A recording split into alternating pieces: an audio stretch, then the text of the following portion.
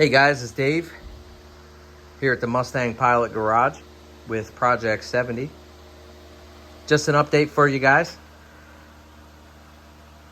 As you can see, the car no longer has a motor or a transmission. It's actually sitting over here. Yeah, that thing's pretty nasty. Quite surprising, really, that this engine was even running. Don't mind me, I just stuck a bolt in there. Yeah, this is what happens when you don't change your oil, folks. That's what the inside of your engine looks like. It's not really supposed to look like that. Yeah, it's gonna be a little dirty, but it's not gonna be covered in this just caked on sediment that's in there. Yeah, so the motor's out of the car, the transmission is out of the car, and I got the front passenger side apron cut out. So this was super rotted. This is where the battery actually sits in here, and that whole thing was rotted. So I cut that out, and there's a lot more that needs to be cut out. So obviously the floor pans and floor supports, but I figured let's just start up here at the front of the car. Tomorrow I'm going to pressure wash this whole engine bay out. I sprayed some degreaser and some paint stripper in here. It's been setting for a little while. Tomorrow I'm going to blast it off, see how much of this paint will actually come off, and then I'll hit this with a sandblaster. I just made some room in the shop tonight. We're getting an air compressor installed in here. It'll be an 80-gallon air compressor, which will be enough to sandblast this car. At least the chassis. We're not going to sandblast the body. That is just a recipe for disaster. But all this area here, the chassis and stuff, we'll hit that with the sandblaster, get it all cleaned up and ready for a coat of epoxy primer once the replacement panels are in. So I have to replace the floor pans, the floor support. Probably gonna have to take that seat support out because it's rotted underneath of there. So the driver's side floor pan is gonna need to be replaced pretty far back, almost to where that crate is.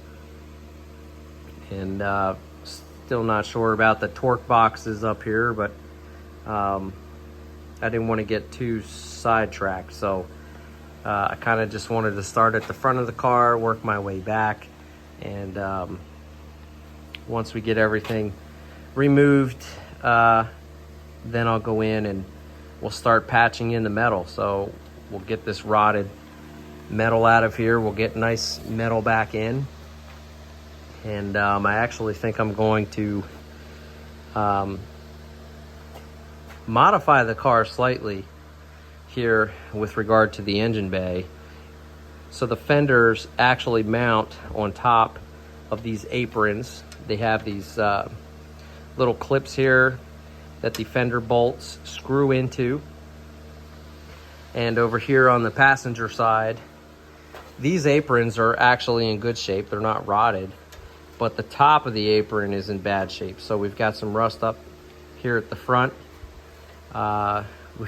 This rotted all the way through here, and there's some more rust here. So my plan, my idea is going to be to cut the top of these aprons straight down all the way across, cut it all the way back, probably up to about here, and cut this off and remove this whole top part of the aprons and replace it with one solid piece of steel all the way back. We'll weld it into here, a solid piece, and then fit the fender over top, which will give us a lot of adjustment to align the fender with the door and also the front clip of the car here. So the grille, the headlight extension, once everything is in position, then I'll drill holes into the new rail on the top here to fasten the fenders using stainless steel bolts, as opposed to this method. So from the factory, these aprons are overlapped. You can see that the metal is overlapped, and that's why this rotted out. So I think the easiest and best solution is going to be to just cut this whole top portion off and weld a new piece of steel right over top of here. So that'll be hopefully something we'll do in the near future.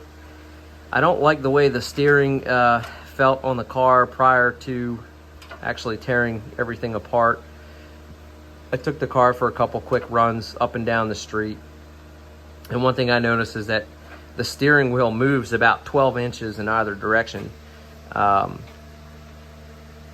And I'm not sure if it's this steering box up here or that control valve on the bottom there, but I'm thinking that since I've got it torn down this far, I mean, look, if we're gonna rebuild this car, I wanna do it right. So I think I'm gonna replace all of the steering components so that the steering is rock solid. We'll probably just go with the same factory setup. I could switch this to a rack and pinion, but there's a lot of additional cost associated with that as opposed to just replacing the factory worn out parts. So I think I'm gonna go that route and replace all of the steering components. We are going to put a full brand new suspension kit on this car, which is going to replace every existing suspension component on here, from tie rods and sway bars and control arms and springs and shocks. So this is all going to get replaced, and we're going to do a disc brake conversion on the front of the car here. So this car originally had drum brakes on the front, and I'm going to do a disc brake conversion that adds power booster for the brakes, just for added safety. So modern day cars, disc brakes is much safer.